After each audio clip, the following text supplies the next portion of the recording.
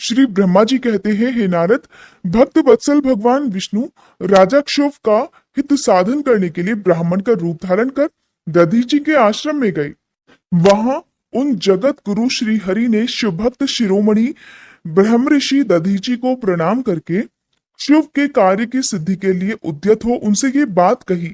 श्री विष्णु बोले, भगवान शिव की आराधना में तत्पर रहने वाले अविनाशी ब्रह्म ऋषि दधीची, मैं तुमसे एक वर मांगता हूँ, उसे तुम मुझे दे दो।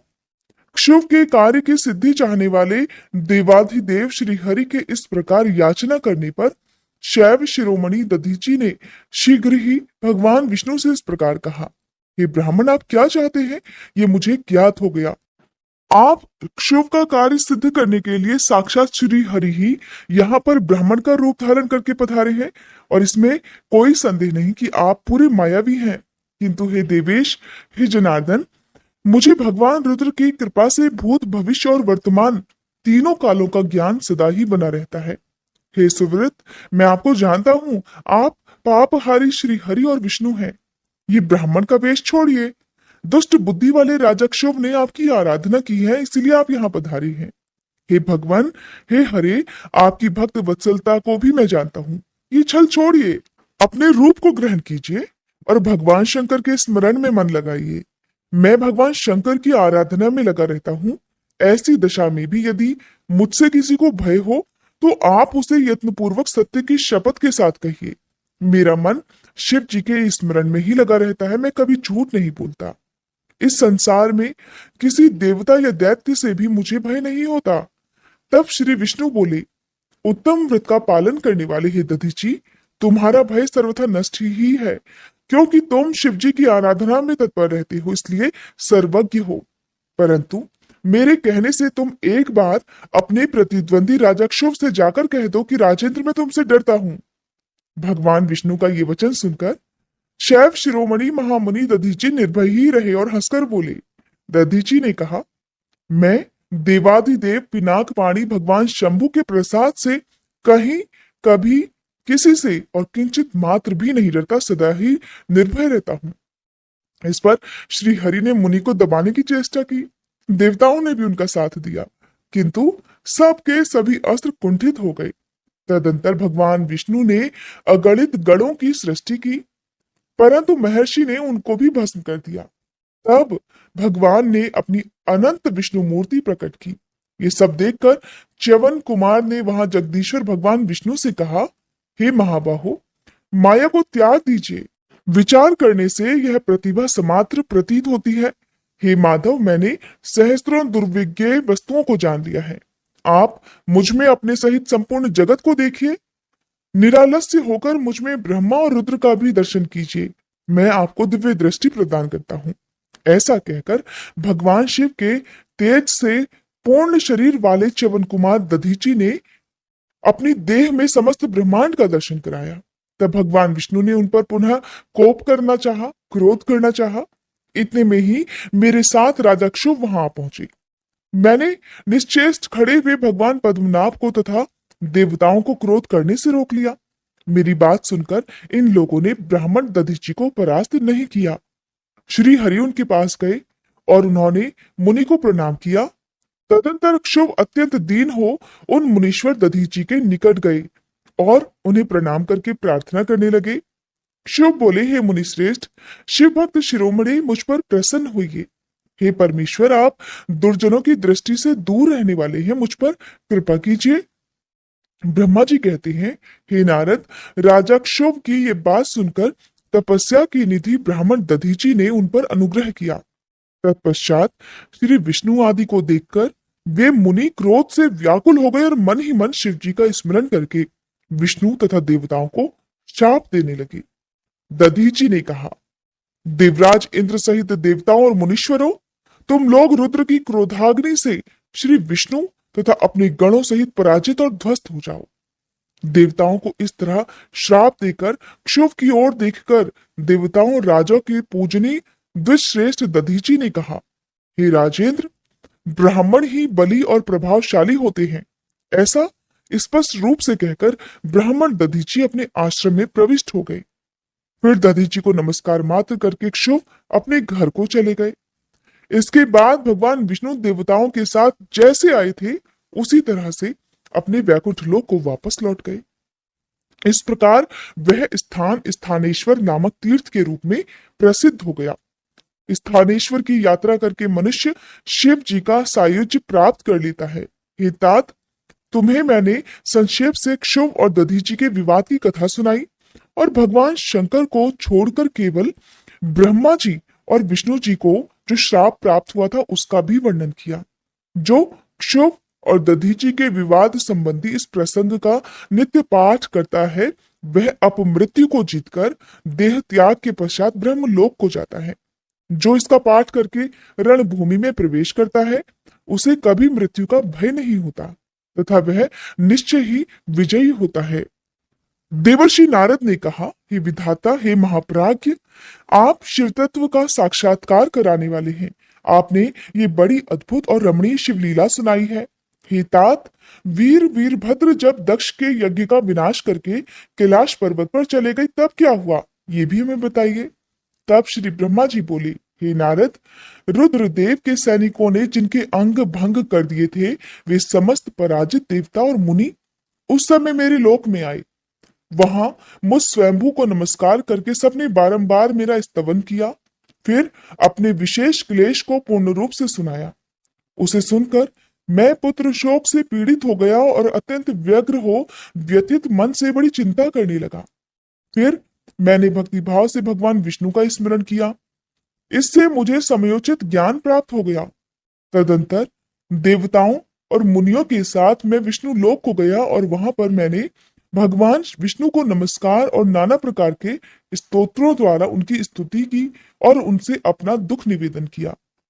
मैंने कहा, हे देव, जिस तरह भी यज्ञ पूर्ण हो, यजमान जीवित हो और समस्त देवता तथा मुनि सुखी हो जाए वैसा उपाय कीजिए। देव देव रमानाथ, देव सुखदायक है विष्णु, हम देवता और मुनि निश्चय ही आपकी शरण में आए हैं। मुझ ब्रह्मा की ये बात सुनकर भगवान लक्ष्मीपति विष्णु, जिनका मन सदा शिव में लगा रहता है और जिनके हृदय में कभी दीनता नहीं आती, शिव जी का स्मरण करके इस प्रकार बोले। श्री विष्णु ने कहा, हे देवताओं, परम समर्थ तेजस्वी पुरुष से कोई अपराध बन भी जाए तो उसके बदले में अपराध करने वाले मनुष्यों के लिए वह अपराध मंगलकारी नहीं हो सकता। विधाता, समस्त देवता परमेश्वर शिव के अपराधी हैं, क्योंकि इन्होंने भगवान शंभु को यज्ञ का भाग नहीं दिया। अब तुम सब लोग शुद्ध हृदय से शीघ्र ही प्रसन्न होने वाले उन भगवान शिव के पैर पकड़कर उन्हें प्रसन्न करो, उन्हें मनाओ, उनसे क्षमा मांगो। जिन भगवान के कुपित होने पर यह सारा जगत नष्ट हो जाता है तथा जिनके शासन से लोकपालों सहित यज्ञ का जीवन शीघ्र ही समाप्त हो जाता है, वे भगवान महादेव इस समय अपनी प्राण वल्लभा सती से बिछुड़ गए हैं तथा अत्यंत दुरात्मा दक्ष ने अपने दुर्वचन रूपी बाणों से उनके हृदय को पहले से ही घायल कर दिया है। अतः तुम लोग शीघ्र ही जाकर उनसे अपने अपराधों के लिए क्षमा मांगो। विधे, उन्हें शांत करने का केवल यही सबसे बड़ा उपाय है और मैं समझता हूं कि ऐसा करने से भगवान शंकर को संतोष होगा। ये मैंने सच्ची बात कही है। ब्राह्मण, मैं भी तुम लोगों के साथ शिव जी के निवास स्थान पर चलूंगा और उनसे क्षमा मांगूंगा। देवता आदि सहित मुझ ब्रह्मा को इस प्रकार आदेश देकर श्री हरि ने देवगणों के साथ कैलाश पर्वत पर जाने का विचार किया। तदंतर देवता, मुनि और प्रजापति आदि जिनके स्वरूप ही हैं, वे श्री हरि उन सबको साथ लेकर अपने वैकुंठ धाम से भगवान शिव के शुभ निवास गिरिश्रेष्ठ कैलाश को गए। कैलाश भगवान शिव को सदा ही अत्यंत प्रिय है। मनुष्यों से भिन्न किन्नर, अप्सराएं और योग सिद्ध महात्मा पुरुष उसका भलीभांति सेवन करते हैं तथा वह पर्वत बहुत ही ऊंचा है। उसके निकट रुद्रदेव के मित्र कुबेर की अलका नामक महादिव्य और रमणीय पुरी है, जिसे सब देवताओं ने बड़े आश्चर्य के साथ देखा। उस पुरी के पास ही सौगंधिक वन भी देवताओं की दृष्टि में आया, जो सब प्रकार के वृक्षों से हरा भरा और दिव्य था। उसके भीतर सर्वत्र सुगंध फैलाने वाले सौगंधिक नामक कमल खिले हुए थे। उसके बाहरी भाग में नंदा और अलकनंदा, ये दो अत्यंत पावन दिव्य सरिताएं बहती हैं, जो दर्शन मात्र से प्राणियों के पाप हर लेती हैं। यक्षराज कुबेर की अलकापुरी और सौगंधिक वन को पीछे छोड़कर आगे बढ़ते हुए देवताओं ने थोड़ी ही दूर पर शंकर जी के वट वृक्ष को देखा। उसने चारों ओर अपनी अविचल छाया फैला रखी थी। वह वृक्ष 100 योजन ऊंचा था और उसकी शाखाएं 75 योजन तक फैली हुई थी। उस पर कोई घोंसला नहीं था और ग्रीष्म का ताप तो सदा उससे दूर ही रहता था। बड़े पुण्यात्मा पुरुषों को ही उसका दर्शन हो सकता है। वह परम रमणीय और अत्यंत पावन है। वह दिव्य वृक्ष भगवान शंभु का योग स्थल है, योगियों के द्वारा सेव्य और परम उत्तम है। मुमुक्षुओं के आश्रयभूत उस महायोगमय वट वृक्ष के नीचे विष्णु आदि सब देवताओं ने भगवान शंकर को विराजमान देखा। मेरे पुत्र महासिद्ध सनकादि जो सदा शिव भक्ति में तत्पर रहने वाले और शांत हैं, बड़ी प्रसन्नता के साथ उनकी सेवा में बैठे हुए थे। भगवान शिव का श्री विग्रह परम शांत दिखाई देता था। उनके सखा कुबेर, जो गुह्यकों और राक्षसों के स्वामी हैं, अपने सेवक गणों तथा कुटुंबी जनों के साथ विशेष रूप से उनकी सेवा किया करते हैं। वे परमेश्वर शिव उस समय तपस्वी जनों को परम प्रिय लगने वाला सुंदर रूप धारण करके बैठे थे। भस्म आदि से उनके अंगों की बड़ी शोभा हो रही थी। भगवान शिव अपने वत्सल स्वभाव के कारण सारे संसार के सुहृद हैं। हे नारद, उस दिन वे एक कुशासन पर बैठे थे और सब संतों के सुनते हुए तुम्हारे प्रश्न करने पर तुम्हें उत्तम ज्ञान का उपदेश दे रहे थे। वे बायां चरण अपनी दाईं जांग पर और बायां हाथ बाएं घुटने पर रखे कलाइयों में रुद्राक्ष की माला डाले सुंदर तर्क मुद्रा से विराजमान थे। इस रूप में भगवान शिव का दर्शन करके उस समय विष्णु आदि सभी देवताओं ने दोनों हाथ जोड़कर मस्तक झुकाकर तुरंत उनके चरणों में प्रणाम किया। मेरे साथ भगवान विष्णु को आया देख सत्पुरुषों के आश्रयदाता भगवान रुद्र उठकर खड़े हुए और उन्होंने सिर झुकाकर उन्हें प्रणाम भी किया। फिर विष्णु आदि सब देवताओं ने जब भगवान शिव को प्रणाम कर लिया, तब उन्होंने मुझे नमस्कार किया।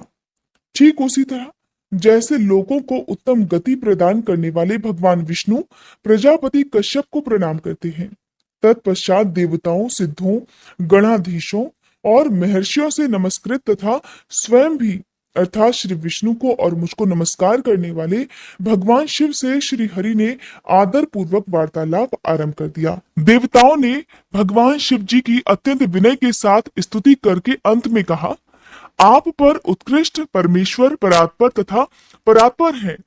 आप सर्वव्यापी विश्व मूर्ति महेश्वर को नमस्कार है। आप विष्णु कलत्र, विष्णु क्षेत्र, भानु, भैरव, शरणागत, वत्सल, त्रयंबक तथा विहरणशील हैं। आप मृत्युंजय हैं। शोक भी आपका ही रूप है। आप त्रिगुण और गुणात्मा हैं। चंद्रमा, सूर्य और अग्नि आपके नेत्र हैं। आप सभी के कारण तथा धर्म मर्यादा स्वरूप हैं। आपको नमस्कार है। आपने अपने ही तेज से संपूर्ण जगत को व्याप्त कर रखा है। आप निर्विकार प्रकाश पूर्ण चिदानंद स्वरूप और ब्रह्म परमात्मा है। हे महेश्वर, हे ब्रह्मा, विष्णु, इंद्र और चंद्र आदि समस्त देवता तथा मुनि आपसे ही उत्पन्न हुए हैं। क्योंकि आप अपने शरीर को 8 भागों में विभक्त करके समस्त संसार का पोषण करते हैं, इसलिए अष्टमूर्ति भी कहलाते हैं।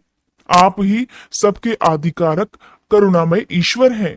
आपके भय से ये वायु चलती है, आपके भय से अग्नि जलाने का काम करती है, आपके भय से सूर्य तपता है और आपके ही भय से मृत्यु सब ओर दौड़ती फिरती है।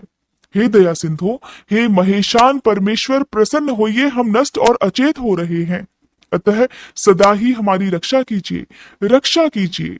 हे नाथ, हे करुणानिधि शंभो, आपने अब तक नाना प्रकार की आपत्तियों से जिस तरह हमें सदा सुरक्षित रखा है, उसी तरह आज भी आप हमारी रक्षा कीजिए। हे नाथ, हे दुर्गेश, आप शीघ्र कृपा करके इस अपूर्ण यज्ञ का और प्रजापति दक्ष का भी उद्धार कीजिए। भग को अपनी आंखें मिल जाए, यजमान दक्ष जीवित हो जाए, पूषा के दांत जम जाएं और भृगु की दाढ़ी मूछ पहले जैसी हो जाए। हे शंकर, आयुधों और पत्थरों की वर्षा से जिनके अंग भंग हो गए हैं, उन देवता आदि पर आप सर्वथा अनुग्रह करें, जिससे उन्हें पूर्णतः आरोग्य लाभ हो जाए। हे नाथ, यज्ञ कर्म पूर्ण होने पर जो कुछ भी शेष रहे, वो सब आपका पूरा पूरा भाग हो, उसमें और कोई हस्तक्षेप न कर सके। हे रुद्रदेव, आपके भाग्य से ही ये यज्ञ पूर्ण हो अथवा न हो। ऐसा कहकर मुझ ब्रह्मा के साथ सभी देवतागण अपराध क्षमा कराने के लिए उद्यत होकर हाथ जोड़कर भूमि पर दंड के समान पड़ गए। ब्रह्मा जी कहते हैं, हे नारद, मुझ ब्रह्मा, लोकपाल, प्रजापति तथा मुनियों सहित श्रीपति विष्णु के अनुनय विनय करने पर परमेश्वर शिव प्रसन्न हो गए। देवताओं को आश्वासन देकर हंसकर उन पर परम अनुग्रह करते हुए करुणा निधान परमेश्वर शिव ने कहा। श्री महादेव जी बोले, सुरश्रेष्ठ ब्रह्मा और विष्णुदेव, आप दोनों सावधान होकर मेरी बात सुने। मैं सच्ची बात कहता हूँ। हे तात, आप दोनों की सभी बातों को मैंने सदा माना है। दक्ष के यज्ञ का ये विध्वंस मैंने नहीं किया। दक्ष तो स्वयं ही दूसरों से द्वेष करते हैं। दूसरों के प्रति जैसा बर्ताव किया जाएगा वो तो अपने लिए ही फलित होगा। इसलिए ऐसा कर्म कभी भी नहीं करना चाहिए जो दूसरों को कष्ट देने वाला हो। दक्ष का मस्तक जल गया है, इसलिए इनके सिर के स्थान में बकरे का सिर जोड़ दिया जाए। भग देवता मित्र की आंख से अपने यज्ञ भाग को देखें। हे तात, पूषा नामक देवता जिनके दांत टूट गए हैं, यजमान के दांतों से भली भांति पिसे गए यज्ञान्न का भक्षण करें। और ये मैंने एकदम सच्ची बात बताई है। मेरा विरोध करने वाले भृगु की दाढ़ी के स्थान में बकरे की दाढ़ी लगा दी जाए। शेष सभी देवताओं के जिन्होंने मुझे यज्ञ भाग के रूप में यज्ञ की अवशिष्ट वस्तुएं दी हैं, सारे अंग पहले की भांति ठीक हो जाएं। अध्वर्यु आदि याज्ञिकों में से जिनकी भुजाएं टूट गई हैं, वे अश्विनी कुमारों की भुजाओं से, और जिनके हाथ नष्ट हो गए हैं वे पूषा के हाथों से अपने काम चलाएं। ये मैंने आप लोगों के प्रेमवश कहा है। श्री ब्रह्मा जी कहते हैं, हे देवर्षि, ऐसा कहकर वेद का अनुसरण करने वाले सुर सम्राट चराचर पति दयालु परमेश्वर महादेव जी मौन हो गए। भगवान शंकर का वह भाषण सुनकर श्री विष्णु और ब्रह्मा जी सहित संपूर्ण देवता संतुष्ट होकर तत्काल उन्हें साधुवाद देने लगे। तदंतर भगवान शंभु को आमंत्रित करके मुझ ब्रह्मा और देवर्षियों के साथ श्री विष्णु अत्यंत हर्षपूर्वक पुनः दक्ष की यज्ञशाला की ओर चले। इस प्रकार उनकी प्रार्थना से भगवान शंभु विष्णु आदि देवताओं के साथ कनखल में स्थित प्रजापति दक्ष की यज्ञशाला में पधारे। उस समय रुद्रदेव ने वहां यज्ञ का और विशेषतः देवताओं तथा ऋषियों का जो कि वीरभद्र के द्वारा विध्वंस किया गया था उसे देखा। स्वाहा, स्वधा, पूषा, तृष्टि, धृति, सरस्वती और अन्य सभी समस्त ऋषि, पितर, अग्नि तथा अन्यान्य बहुत से यक्ष, गंधर्व, राक्षस वहां पड़े हुए थे। उनमें से कुछ लोगों के अंग तोड़ डाले गए थे, कुछ लोगों के बाल नोच लिए गए थे और कितने ही उस सम्रांगण में अपने प्राणों से हाथ धो बैठे थे। उस यज्ञ की वैसी दुरावस्था देखकर भगवान शंकर ने अपने गणनायक महापराक्रमी वीरभद्र को बुलाकर हंसते हुए कहा, हे महाबाहु वीरभद्र, ये तुमने कैसा काम किया? हे तात, तुमने तो थोड़ी ही देर में देवता तथा ऋषि आदि को बड़ा भारी दंड दे दिया। हे वत्स, जिसने ऐसा द्रोहपूर्ण कार्य किया उस विलक्षण यज्ञ का आयोजन किया और जिसे ऐसा फल मिला उस दक्ष को तुम शीघ्र यहाँ ले आओ। भगवान शंकर के ऐसा कहने पर वीरभद्र ने बड़ी उतावली के साथ दक्ष का धड़ लाकर उनके सामने डाल दिया। दक्ष के उस शव को सिर से रहित देखकर लोक कल्याणकारी भगवान शंकर ने आगे खड़े हुए वीरभद्र से हंसकर पूछा, दक्ष का सिर कहाँ है? तब प्रभावशाली वीरभद्र ने कहा, हे प्रभु, हे शिव शंकर, मैंने तो उसी समय दक्ष के सिर को आग में होम कर दिया था। वीरभद्र की ये बात सुनकर भगवान शंकर ने देवताओं को प्रसन्नता पूर्वक वैसी ही आज्ञा दी जो कि पहले दे रखी थी। भगवान भव ने उस समय जो कुछ कहा उसकी मेरे द्वारा पूर्ति कराकर श्री हरि आदि सब देवताओं ने भृगु आदि सबको शीघ्र ही ठीक कर दिया। तदंतर शंभु के आदेश से प्रजापति के धड़ के साथ यज्ञ पशु बकरे का सिर जोड़ दिया गया। उस सिर के जोड़े जाते ही शंभु की शुभ दृष्टि पड़ने से प्रजापति के शरीर में प्राण आ गए और वे तत्काल सोकर जगे हुए पुरुष की भांति उठकर खड़े हो गए। उठते ही उन्होंने अपने सामने करुणानिधि भगवान शंकर को देखा। देखते ही दक्ष के हृदय में प्रेम उमड़ आया। उस प्रेम ने उनके अंतःकरण को निर्मल और प्रसन्न कर दिया। पहले महादेव जी से द्वेष करने के कारण उनका अंतःकरण मलिन हो गया था, परंतु उस समय शिव जी के दर्शन से वे तत्काल शरद ऋतु के चंद्रमा की भांति निर्मल हो गए थे। उनके मन में भगवान शिव की स्तुति करने का विचार उत्पन्न हुआ, परंतु वे अनुरागाधिक्य होने के कारण तथा अपनी मरी हुई पुत्री का स्मरण करके व्याकुल हो जाने के कारण तत्काल उनका स्तवन भी नहीं कर सके। थोड़ी देर बाद मन स्थिर होने पर दक्ष ने लज्जित होकर लोक शंकर शिव शंकर को प्रणाम किया और उनकी स्तुति आरंभ की। तब भगवान शंकर की महिमा गाते हुए बारंबार उन्हें प्रणाम किया और फिर अंत में कहा, हे परमेश्वर, आपने ब्रह्मा होकर सबसे पहले आत्म तत्व का ज्ञान प्राप्त करने के लिए अपने मुख से विद्या, तप और व्रत धारण करने वाले ब्राह्मणों को उत्पन्न किया था। जैसे ग्वाला लाठी लेकर गौओं की रक्षा करता है, उसी प्रकार मर्यादा का पालन करने वाले आप परमेश्वर दंड धारण किए हुए उन साधु ब्राह्मणों की सभी विपत्तियों से रक्षा करते हैं। मैंने दुर्वचन रूपी बाणों से आप परमेश्वर को बींध डाला था, फिर भी आप करुणामयी भगवान, आप मुझ पर अनुग्रह करने के लिए यहाँ आ गए। अब मेरी ही तरह अत्यंत दैन्यपूर्ण आशा वाले इन देवताओं पर भी कृपा कीजिए।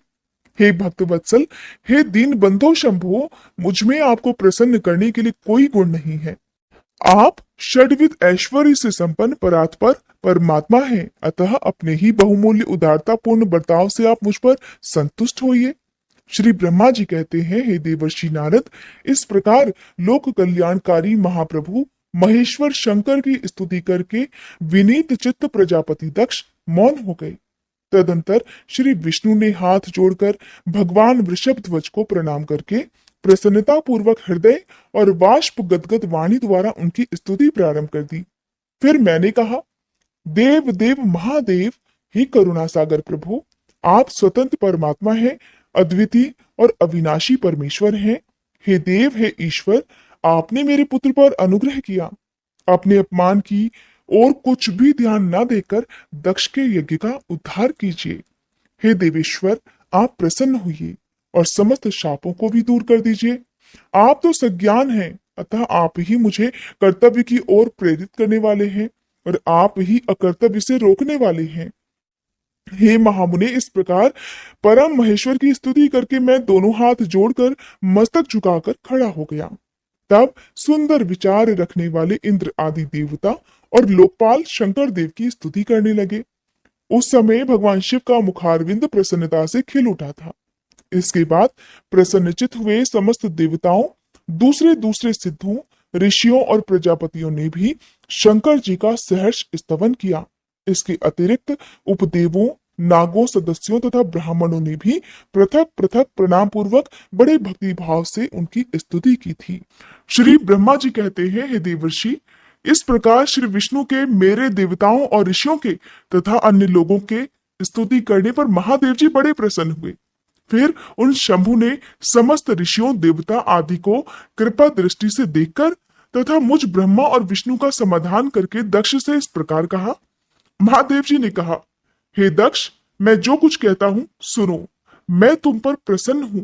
यद्यपि मैं सभी का ईश्वर और स्वतंत्र हूं, तब भी मैं सदा ही अपने भक्तों के अधीन रहता हूं। 4 प्रकार के पुण्यात्मा पुरुष मेरा भजन करते हैं। हे दक्ष प्रजापति, उन चारों भक्तों में पूर्व पूर्व की अपेक्षा उत्तरोत्तर श्रेष्ठ हैं। उनमें पहला आर्त, दूसरा जिज्ञासु, तीसरा अर्थार्थी और चौथा ज्ञानी होते हैं। पहले के 3 तो सामान्य श्रेणी के भक्त हैं, किंतु चौथे का अपना विशेष महत्व है और इन सभी में चौथा ज्ञानी ही मुझे अधिक प्रिय है। वह मेरा रूप माना गया है, उससे बढ़कर दूसरा कोई मुझे प्रिय नहीं है और ये मैं सत्य सत्य कहता हूं। मैं आत्मज्ञ हूं। वेद वेदांत के पारगामी विद्वान ज्ञान के द्वारा मुझे जान सकते हैं। जिनकी बुद्धि मंद है, वे ही ज्ञान के बिना मुझे पाने का प्रयास करते हैं। कर्म के अधीन हुए मूढ़ मानव मुझे वेद, यज्ञ, ज्ञान, दान और तपस्या द्वारा भी कभी नहीं पा सकते। अतः हे दक्ष, आज से तुम बुद्धि के द्वारा मुझ परमेश्वर को जानकर ज्ञान का आश्रय लेकर समाहित चित्त होकर कर्म करो। हे प्रजापति, तुम उत्तम बुद्धि के द्वारा मेरी दूसरी बात भी सुनो। मैं अपने सगुण स्वरूप के विषय में भी इस गोपनीय रहस्य को धर्म की दृष्टि से तुम्हारे सामने प्रकट करता हूं। जगत का परम कारण रूप मैं ही ब्रह्मा और विष्णु हूं, मैं ही सबका आत्मा ईश्वर और साक्षी हूं, स्वयं प्रकाश तथा निर्विशेष हूं। हे मुने, अपनी त्रिगुणात्मिका माया को स्वीकार करके मैं ही जगत की सृष्टि, पालन और संहार करता हुआ उन क्रियाओं के अनुरूप ब्रह्मा, विष्णु और रुद्र नाम धारण करता हूं। उस भेद रहित केवल विशुद्ध मुझ पर ब्रह्म परमात्मा में ही अज्ञानी पुरुष ब्रह्मा, ईश्वर तथा अन्य समस्त जीवों को भिन्न भिन्न रूप से देखता है। जैसे मनुष्य अपने सिर और हाथ आदि अंगों में ये मुझसे भिन्न है, ऐसी परकीय बुद्धि कभी नहीं करता, उसी प्रकार मेरा भक्त प्राणी मात्र में मुझ में भिन्नता नहीं देखता। हे दक्ष, मैं ब्रह्मा और विष्णु तीनों स्वरूपतः एक ही हैं तथा हम ही संपूर्ण जीव रूप है, ऐसा समझकर जो हम तीनों देवताओं में भेद नहीं देखता, वही शांति प्राप्त करता है। जो नराधम हम तीनों देवताओं में भेद बुद्धि रखता है, वह निश्चय ही जब तक चंद्रमा और तारे रहते हैं तब तक नरक में निवास करता है।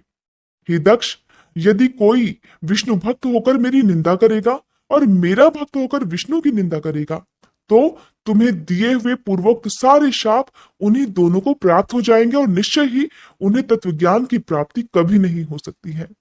श्री ब्रह्मा जी कहते हैं, हे मुने, भगवान महेश्वर के इस सुखदायक वचन को सुनकर तब सभी देवता, मुनि आदि को उस अवसर पर बड़ा हर्ष हुआ। कुटुंब सहित दक्ष बड़ी प्रसन्नता के साथ शिव भक्ति में तत्पर हो गए। वे देवता आदि भी शिव को ही सर्वेश्वर जानकर भगवान शिव के भजन में लग गए। जिसने जिस प्रकार परमात्मा शंभु की स्तुति की थी, उसे उसी प्रकार संतुष्ट चित्त हुए शंभु ने वर दिया। हे मुने, तदंतर भगवान शिव की आज्ञा पाकर प्रसन्न चित्त हुए शिव भक्त दक्ष ने शिव के ही अनुग्रह से अपना यज्ञ पूर्ण किया।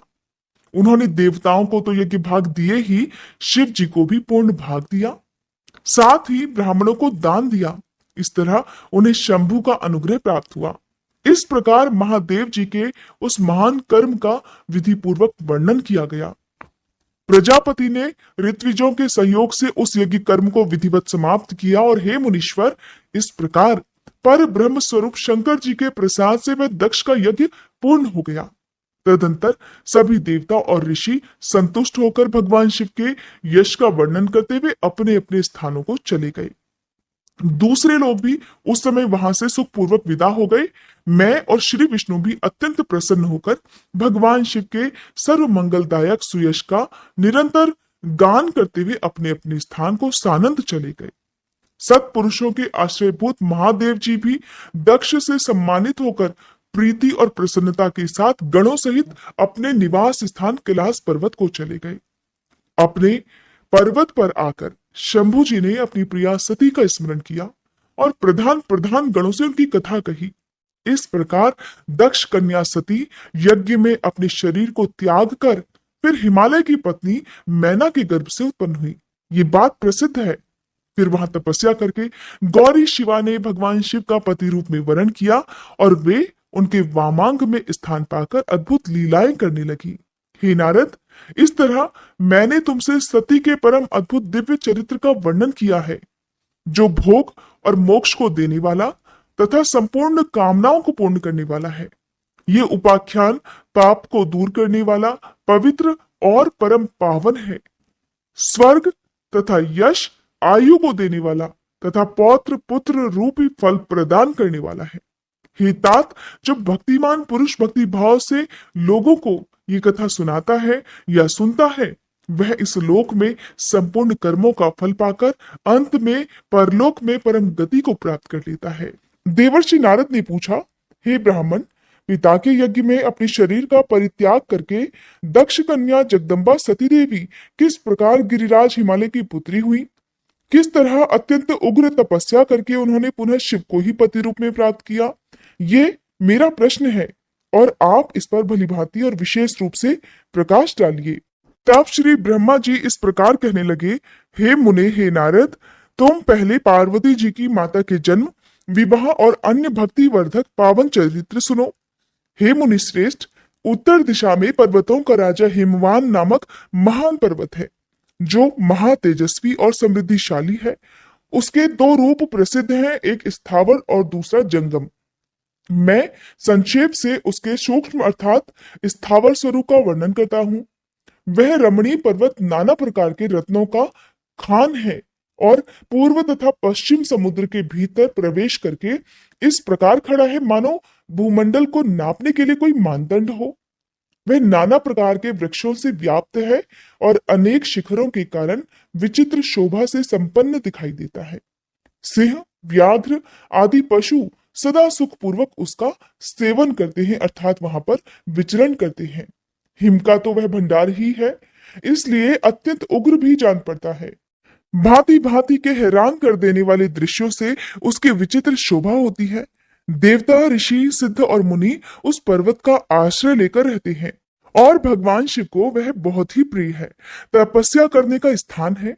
स्वरूप से ही वह अत्यंत पवित्र और महात्माओं को भी पावन करने वाला है। तपस्या में वह अत्यंत शीघ्र सिद्धि प्रदान करता है। अनेक प्रकार के धातुओं की खान और शुभ है। वही दिव्य शरीर धारण करके सर्वांग सुंदर रमणीय देवताओं के रूप में भी स्थित है। भगवान विष्णु का अविकृत अंश है, इसलिए वह शैलराज साधु संतों को भी अधिक प्रिय है। एक समय गिरिवर हिमवान ने अपनी कुल परंपरा की स्थिति और धर्म की वृद्धि के लिए देवताओं तथा पितरों का हित करने की अभिलाषा से अपना विवाह करने की इच्छा की। हे मुनीश्वर, उस अवसर पर संपूर्ण देवता अपने स्वार्थ का विचार करके दिव्य पितरों के पास आकर उनसे प्रसन्नता पूर्वक बोले। देवताओं ने कहा, हे पितरों, आप सब लोग प्रसन्नचित होकर मेरी बात सुने और यदि देवताओं का कार्य सिद्ध करना आपको भी अभीष्ट हो तो शीघ्र वैसा ही करें। आपकी ज्येष्ठ पुत्री जो मैना नाम से प्रसिद्ध है, वह मंगल रूपिणी है। उसका विवाह आप लोग अत्यंत प्रसन्नता पूर्वक हिमवान पर्वत से कर दें। ऐसा करने पर आप सब लोगों को सर्वथा महान लाभ होगा और देवताओं के दुखों का निवारण भी पग पग पर होता रहेगा। देवताओं की बात सुनकर पितरों ने परस्पर विचार करके स्वीकृति दे दी और अपनी पुत्री मैना को विधि पूर्वक हिमालय के हाथ में दे दिया। उस परम मंगलमय विवाह में बड़ा उत्सव मनाया गया। हे मुनीश्वर, मैना के साथ हिमालय के शुभ विवाह का ये सुखद प्रसंग मैंने तुमसे प्रसन्नता पूर्वक कहा है, अब और क्या सुनना चाहते हो? नारद जी ने कहा, नारायण नारायण, हे विद्वान, अब आदर पूर्वक मेरे सामने मैना की उत्पत्ति का भी वर्णन कीजिए। उसे किस प्रकार शाप प्राप्त हुआ था ये कहिए और मेरे संदेह का निवारण कीजिए। तब श्री ब्रह्मा जी कहने लगे, हे मुने, मैंने अपने दक्ष नामक जिस पुत्र की पहले चर्चा की है, उसकी 60 कन्याएं हुई थी और जो सृष्टि की उत्पत्ति में कारण बनी। हे नारद, दक्ष ने कश्यप आदि श्रेष्ठ मुनियों के साथ उनका विवाह किया था। ये सब वृतांत तो तुम्हें विदित ही है। अब प्रस्तुत विषय को भी सुनो। उन कन्याओं में एक स्वधा नाम की कन्या थी, जिसका विवाह उन्होंने पितरों के साथ किया था। स्वधा की 3 पुत्रियां थीं, जो सौभाग्यशालिनी तथा धर्म की मूर्तियां थीं। उनमें से ज्येष्ठ पुत्री का नाम था मैना। मझली धन्या के नाम से प्रसिद्ध थी और सबसे छोटी कन्या का नाम कलावती था। ये सारी कन्याएं पितरों की मानसी पुत्रियां थीं, अर्थात उनके मन से प्रकट हुई थी। इनका जन्म किसी माता के गर्भ से नहीं हुआ था, इसलिए ये अयोनिजा थीं और जिनका जन्म गर्भ से नहीं होता उन्हें अयोनिज ही कहते हैं। केवल लोक व्यवहार से वे स्वधा की पुत्री मानी जाती थी। इनके सुंदर नामों का कीर्तन करके मनुष्य संपूर्ण अभीष्ट को प्राप्त कर लेता है। वे सदा संपूर्ण जगत की वंदनीय लोक माताएं हैं और हमेशा अभ्युदय से सुशोभित रहती हैं। सबकी सब परम योगिनी, ज्ञान निधि तथा तीनों लोकों में सर्वत्र जा सकने वाली हैं। हे मुनीश्वर, एक समय वे तीनों बहनें भगवान विष्णु के निवास स्थान श्वेत द्वीप में उनका दर्शन करने के लिए गई। भगवान विष्णु को प्रणाम और भक्ति पूर्वक उनकी स्तुति करके वे उन्हीं की आज्ञा से वहां ठहर गई। उस समय वहां संतों का बड़ा भारी समाज एकत्र हुआ था। हे मुने, उसी अवसर पर मेरे पुत्र सनकादि सिद्धगण भी वहां आए और श्री हरि की स्तुति वंदना करके उन्हीं की आज्ञा से वहां ठहर गए। सनकादि मुनि देवताओं के आदि पुरुष और संपूर्ण लोकों में वंदित हैं। वे जब वहां आकर खड़े हुए उस समय श्वेत द्वीप के सब लोग उन्हें प्रणाम करते हुए उठकर खड़े हो गए, परंतु ये तीनों बहनें उन्हें देखकर भी वहां नहीं उठी। इससे सनत कुमार ने उनको मर्यादा रक्षार्थ अर्थात उन्हें स्वर्ग से दूर होकर नर स्त्री बनने का श्राप दे डाला। फिर उनकी प्रार्थना करने पर, अनुनय विनय करने पर वे प्रसन्न हो गए और कहने लगे, पितरों की हे तीनों कन्याओं, तुम प्रसन्नचित होकर मेरी बात सुनो। ये तुम्हारे शोक का नाश करने वाली और सदा ही तुम्हें सुख देने वाली है। तुम में से जो ज्येष्ठ है अर्थात बड़ी है, वो भगवान विष्णु की अंशभूत हिमालय गिरी की पत्नी हो जाए। उससे जो कन्या होगी वह पार्वती के नाम से विख्यात होगी। पितरों की दूसरी प्रिय कन्या योगिनी धन्या राजा जनक की पत्नी होगी। उसकी कन्या के रूप में महालक्ष्मी अवतीर्ण होंगी, जिनका नाम सीता होगा। इसी प्रकार पितरों की सबसे छोटी पुत्री कलावती द्वापर युग के अंतिम भाग में वृषभानु वैश्य की पत्नी होगी और उसकी प्रिय पुत्री राधा के नाम से विख्यात होगी। योगिनी मेनका अर्थात मैना पार्वती जी के वरदान से अपने पति के साथ उसी शरीर से कैलाश नामक परम पद को प्राप्त हो जाएगी। धन्या तथा उनके पति जनक कुल में उत्पन्न हुए जीवन मुक्त महायोगी राजा शीरध्वज लक्ष्मी स्वरूपा सीता के प्रभाव से वैकुंठ धाम में जाएंगे। वृषभानु के साथ वैवाहिक मंगल कृत्य संपन्न होने के कारण जीवन मुक्त योगिनी कलावती भी अपनी कन्या राधा के साथ गोलोक धाम में जाएगी, इसमें कोई संशय नहीं। विपत्ति में पड़े बिना कहाँ किनकी महिमा प्रकट होती है। उत्तम कर्म करने वाले पुण्यात्मा पुरुषों का संकट जब टल जाता है, तभी उन्हें दुर्लभ सुख की प्राप्ति होती है। और अब तुम लोग प्रसन्नता पूर्वक मेरी दूसरी बात भी सुनो। जो सदा सुख देने वाली है, मैना की पुत्री जगदम्बा पार्वती देवी अत्यंत दुस्सह तप करके भगवान शिव की प्रिय पत्नी बनेंगी। धन्या की पुत्री सीता भगवान श्री राम जी की पत्नी होंगी और लोकाचार का आश्रय लेकर श्री राम के साथ विहार किया करेंगी। साक्षात गोलोक धाम में निवास करने वाली राधा रानी ही कलावती की पुत्री होंगी। वे गुप्त स्नेह में बंधकर श्री कृष्ण की प्रियतमा बनेंगी। ब्रह्मा जी कहते हैं, हे नारद, इस प्रकार शाप के ब्याज से दुर्लभ वरदान देकर सबके द्वारा प्रशंसित भगवान सनत कुमार मुनि भाइयों सहित वही अंतर्ध्यान हो गए। हे तात, पितरों की मानसी पुत्री वे तीनों बहनें इस प्रकार शाप मुक्त होकर सुख पाकर तुरंत अपने घर को चली गई। जय भोलेनाथ। उम्मीद है आपको ये कथा पसंद आई होगी। इसके आगे का वृतांत जानने के लिए आप अगली वीडियो का इंतजार जरूर कीजिएगा, जिसमें आप जानेंगे कि किस प्रकार उमा देवी ने देवताओं को वरदान दिया और फिर मैना को प्रत्यक्ष दर्शन देकर शिवा देवी ने उन्हें अभीष्ट वरदान से संतुष्ट किया।